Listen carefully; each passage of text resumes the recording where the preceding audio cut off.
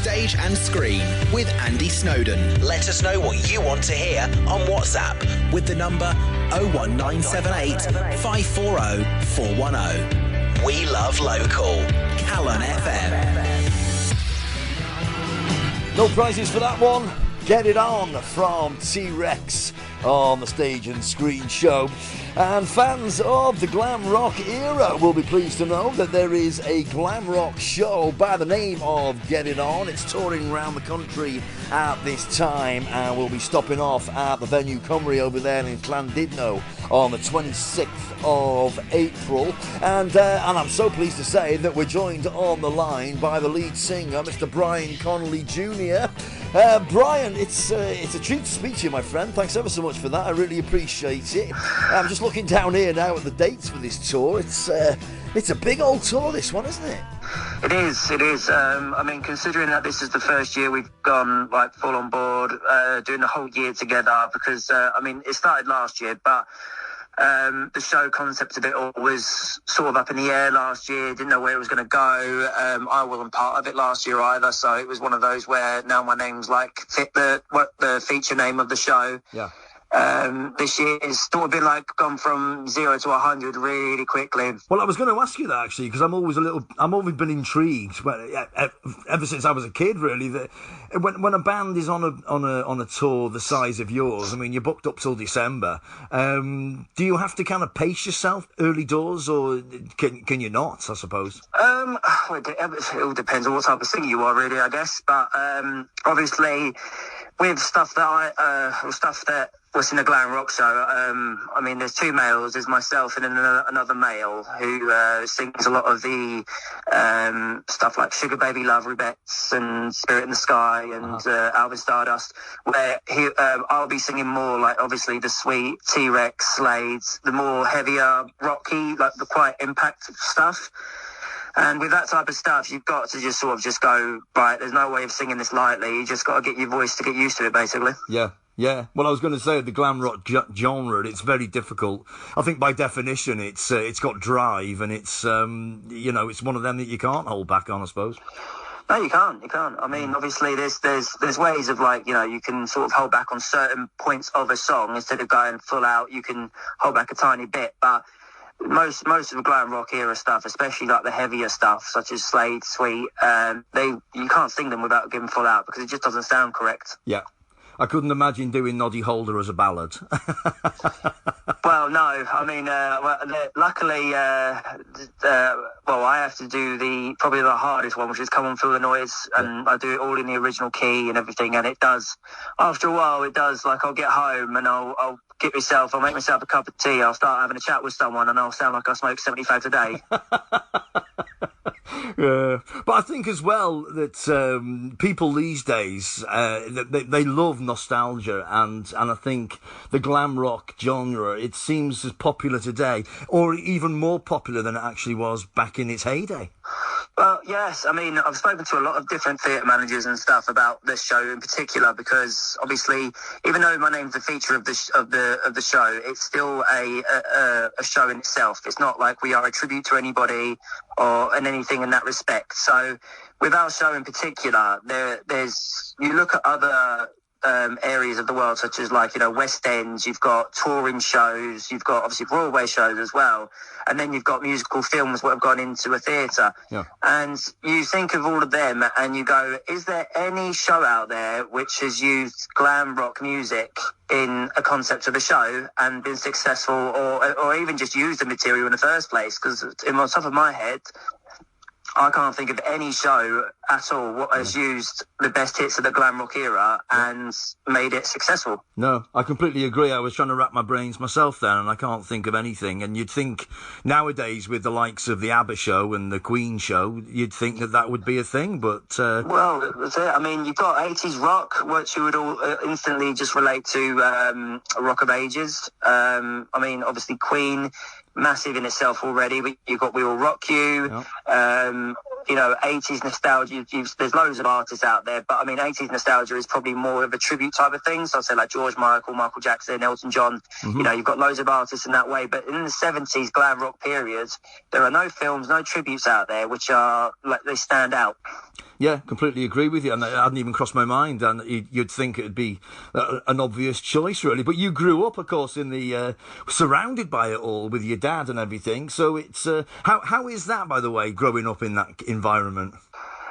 It was interesting. I mean, I was quite fortunate. When I was a child, my mum sort of shadowed me from it for a while, because, she didn't want me to get in. Well, no, I don't know, really. She just shadowed it for me to just be brought up not like in a normal way, not think of anything in the way of like, oh, my dad was this or anything like that. Yeah.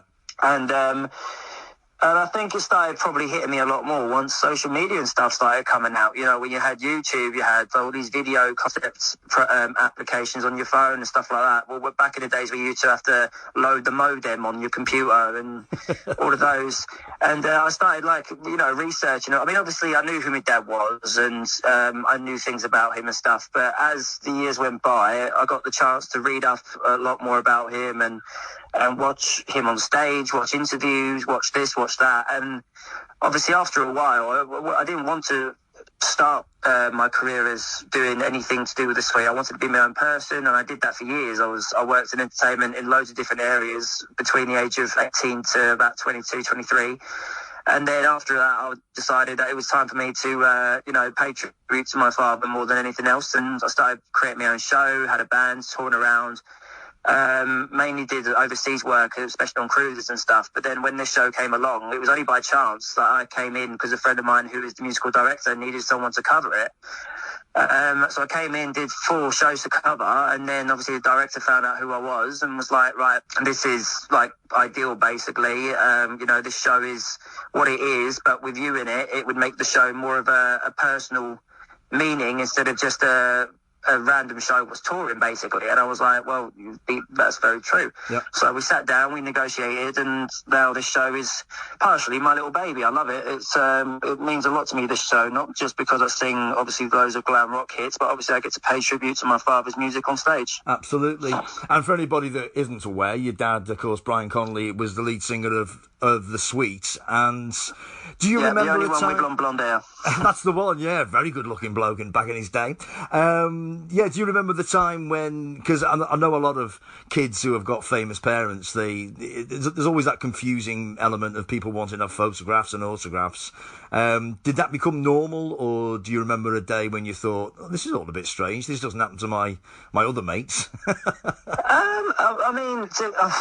There was a few. It happened a few times. I wouldn't say it happened when I was younger, as in like child-wise or teenager-wise, but once I started working in entertainment and I started using my name, what my dad gave me, Brian Connolly Jr. Yeah. Obviously, a lot of people, without seeing the spelling, you would think of that name and think of 2 different people. You would think of obviously my dad, the lead singer of the Suite, or you would also think of the comedian Brian Conley. Yeah.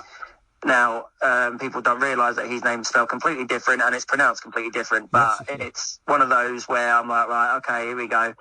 But once they found out who my dad was and everything, obviously people, especially if they were old enough to remember them and stuff, they would go, oh my God, I remember I posted with dad on my wall and everything. And, I've heard some very, very interesting stories over the years.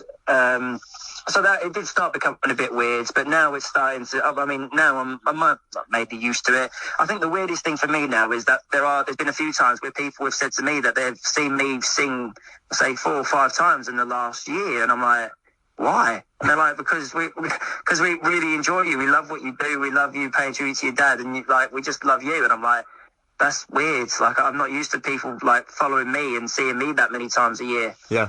Yeah, brilliant. Anyway, the show is it's called Get It On. It's on a massive tour at the minute. It is a celebration of the glam rock era. Tell us about the show. How does it work?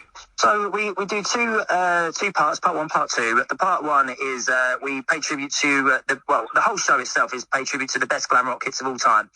Obviously, there are some hits which are slower than others, which ones where people would sing along to more than dance to, and accept that and everything that way. So part one is mainly all the hits which people will sing along to but not necessarily dance to, because we don't want everybody to get up and exhaust themselves straight away.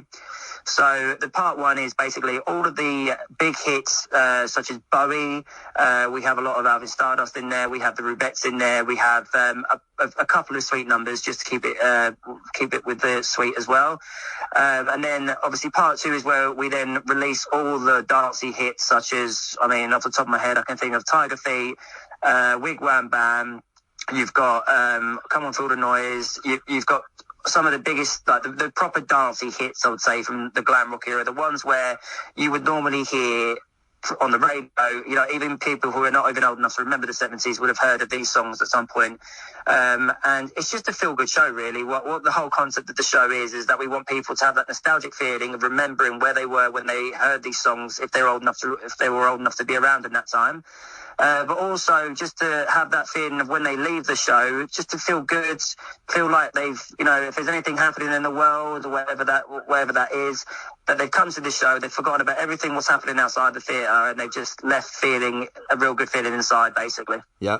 Brilliant. And of course, you mentioned the Sweet, but you got the Slade and Bay City Rollers, T-Rex and Wizard, all very, very recognisable for being exceptionally flamboyant in the costume department. Is this something that you're incorporating into the show? Oh 100%. I mean, I'll be honest with you, the back of my thighs are like killing me from these platform boots at the moment, I'm telling you. Honestly, I don't know how people like RuPaul and stuff do it, because I'm struggling here. I'm struggling big time. But it's good. It's, you know, like I said, I mean, there are actually quite a few artists nowadays. One what comes to mind at the moment who's a modern act. What's his name? Harry Styles. Yeah. And I've watched his outfits quite a lot on stage, and I've gone, do you know what? You look very glam. Like, that's what they used to wear in the 70s glam era. Yeah. And it is starting to come back in fashion. But yeah, we are very flamboyant on the stage. Wear a lot of, we all wear quite a lot of flamboyant stuff. I mean, I've got this massive rug coat which I come out in, and I mean, I'm already about 7 or 8 songs in. I'm already hot. I'm already sweating. And I go on, and I'm like, Jesus Christ, whoever wore this in the 70s, you must be having a laugh, mate. I'm only wearing this for one song, and I'm dying. But I mean, you're absolutely right, though. You assume you associate glam rock with the 70s, but nowadays, of course, you've got Kiss and you've got The Darkness.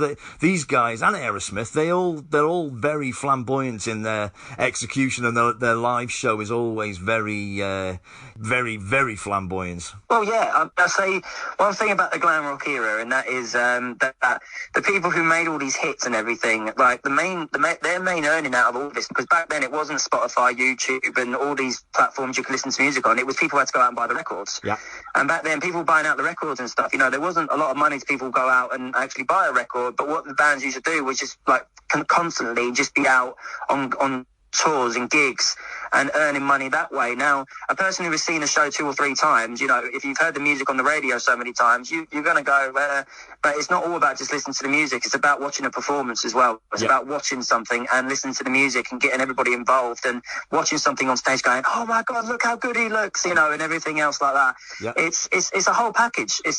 Glam rock is just it's a huge package that you just need to basically just come along, put into one bubble and go, right, costumes, performance, vocals, instruments, everything just needs to be 10 out of 10. Definitely. And before I let you go, you've mentioned some of the songs that are in the show. It must be a little bit of the biggest headache is what to leave out, I suppose. Well, yeah, I mean, we do have a few people at the end, you know, who are especially fans of the Sweet, and they always ask me, oh, why didn't you sing this one? Why didn't you sing that one? Yeah. And I'm like, yeah, I'm not a jukebox, mate. I can't sing for 6 hours straight. And yeah, you know, it's one of those where I'm like, yeah, I wish I could sing every single song under the sun, but unfortunately I'm not that talented. And but as well as, you know, there's always going to be 1 or 2 songs that some people were bigger fans than others. And it's always going to happen. But as long as we cover, I've always said, as long as we can cover 75 to 80% of like everything, and then obviously that 20% is going to be a hit or miss. But I've learned a lesson throughout all my life, and that is you cannot please everybody in this world.